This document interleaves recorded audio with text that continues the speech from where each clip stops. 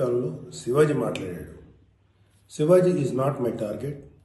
ఒకవేళ ఎవరన్నా సరే శివాజీ నా టార్గెట్ అనుకుంటే అది మీ ఇష్టం. కానీ ఒక టైప్ ఆఫ్ మన సమాజంలో ఒక రకమైన రుగ్మత వెళుతుంది.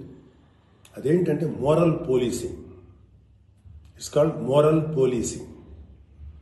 ఎంత మిత్తులో బతుకుతున్నారంటే సామాన్య జనం చాలామంది ఈ మేల్ చావనిస్టిక్ సొసైటీ, మగ అహంకారంతో ఉన్నటువంటి మన సమాజం, ఆడపిల్ల ఎలా ఉండాలి, ఆడపిల్ల వస్త్రధారణ ఎలా ఉండాలి, ఆడపిల్లలు ఎలా మాట్లాడాలి, ఆడపిల్లలు ఏం మాట్లాడాలి, ఏమి మాట్లాడకూడదు, దీని మీద ప్రతి ఒక్కడు, అతను పండితుడు కానించి పామరుడు దాకా ప్రతి ఒక్కడు ఆడపిల్ల ఎలా ఉండాలో మాట్లాడతారు.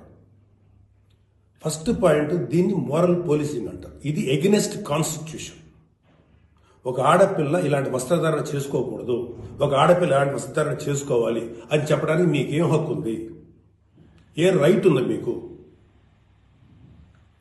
అంటే మగవాడు కాబట్టి ఎవరి గురించి ఏదైనా స్వేచ్ఛగా మాట్లాడతారా?